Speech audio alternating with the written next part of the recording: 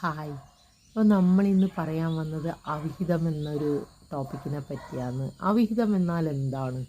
ഇന്നത്തെ കാലത്ത് ഏറെ സോഷ്യൽ മീഡിയയിലൂടെ പരിചയപ്പെട്ട ആൾക്കാർ ഒളിച്ചോടി പോകാനുള്ള കാരണം എന്തുകൊണ്ടാണ്?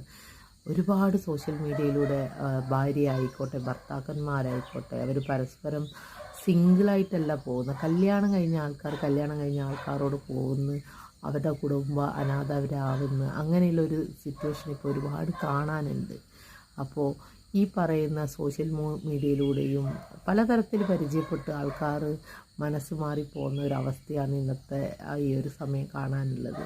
ഇപ്പോൾ ഒരു സോഷ്യൽ മീഡിയയിലൂടെ ഒരാൾ അന്യൻ്റെ ഒരു ഭാര്യയോട് നിന്നെ നല്ല കാണാൻ ഭംഗിയുണ്ട്, നിൻ്റെ പ്രൊഫൈൽ എന്ത് രസമാണ്, നീ എന്തൊരു സ്വഭാവമാണ് നിൻ്റെ, എനിക്ക് നിന്നെ പോലത്തെ ആളെ കിട്ടിയാൽ മതി, നിന്നെ ഞാൻ പൊന്നുപോലെ എനിക്ക് കിട്ടിയിട്ടുണ്ട് ഒരു മൂദേവി, എൻ്റെ മനസ്സ് പോലും അറിയാത്ത, അങ്ങനെ ഒരുപാട് കാര്യങ്ങളെല്ലാം പറഞ്ഞ് ആൾക്കാരെ വശീകരിക്കുന്ന കുറേ ആൾക്കാർ ഇറങ്ങിയിട്ടുണ്ട്.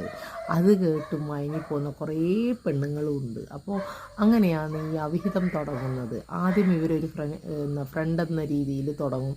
പിന്നെ ഈ വ്യക്തികൾ ഇവരുടെ മനസ്സ് കീഴടക്കാൻ വേണ്ടി ഈ മാതിരി ഡയലോഗുകളെല്ലാം പറഞ്ഞ് അവരെ മനസ്സ് കീഴടക്കി അവസാനം അവരുടെ കൂടെ പോകാമെന്നുള്ള സിറ്റുവേഷൻ വന്ന് നമ്മുടെ കുടുംബം വിട്ട് നമ്മളെ മക്കളെ വിട്ട് ഏതോ ഒരുത്തൻ്റെ കൂടെ പോയി അവൻ്റെ കുടുംബവും അവിടെ അനാഥായി, രണ്ട് കുടുംബവും അനാഥ, അവരുടെ മക്കൾ അനാഥായി. ഇങ്ങനത്തെ ഒരു സിറ്റുവേഷനാണ് ഇപ്പോൾ കാണാൻ പറ്റുന്നത്. നമ്മുടെ ഭാര്യ, നമ്മളെ ഭർത്താവ് നമ്മളോട് ഇങ്ങനെയൊന്നും പറയുന്നില്ലല്ലോ, നമ്മളെ സ്നേഹിക്കുന്നില്ല, ഇവൻ നോക്കി എത്ര സ്നേഹിക്കുന്നതന്നെ, അപ്പോൾ എനിക്ക് ഇവനല്ലേ നല്ലതെന്ന് പറഞ്ഞ് പോകുന്ന ആ ഒരു സിറ്റുവേഷൻ, ആ പോയി 1 മാസം 2 മാസം ആകുമ്പോഴേക്കും ഇവരുടെ ആ ഒരു ലൈഫ് എന്നുവെച്ചാൽ മുതലെടുത്ത് കഴിഞ്ഞാൽ അവളെ ഉപേക്ഷിച്ച് അവൾ വീണ്ടും തിരിച്ചു വന്ന് അവളുടെ ഫാമിലിയിലെ മക്കളില്ല, അങ്ങനെ ഈ പറഞ്ഞ ആത്മഹത്യയിലേക്ക് പോകുന്ന ഒരുപാട് കാര്യങ്ങൾ നമ്മളിപ്പോൾ കാണുന്നുണ്ട്. നമ്മളൊന്ന് ചിന്തിച്ച് നോക്കിയാൽ മതി. നമ്മളെ ഭർത്താവ് നമ്മളോടൊരു സ്നേഹമായിട്ട് സംസാരിച്ചിട്ടില്ലെങ്കിൽ വേറൊരാൾ സ്നേഹമായിട്ട് സംസാരിക്കുക അതിലൊരു ചതിയാണ്. അവരാഗ്രഹിക്കുന്നത് എന്തെന്ന് നമുക്ക് മനസ്സിലാക്കാനുള്ള കഴിവ് വേണം.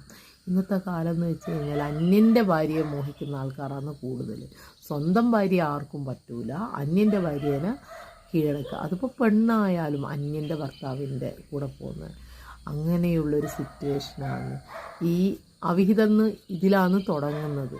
അപ്പോൾ നമുക്ക് ഇനി കൂടുതലായിട്ട് ഓരോ കാര്യങ്ങളായിട്ട് ഈ അവിഹിതത്തിനെ പറ്റി സംസാരിക്കാം. ഇന്ന് ഇത്രയേ ഞാൻ സംസാരിക്കുന്നുള്ളൂ കേട്ടോ.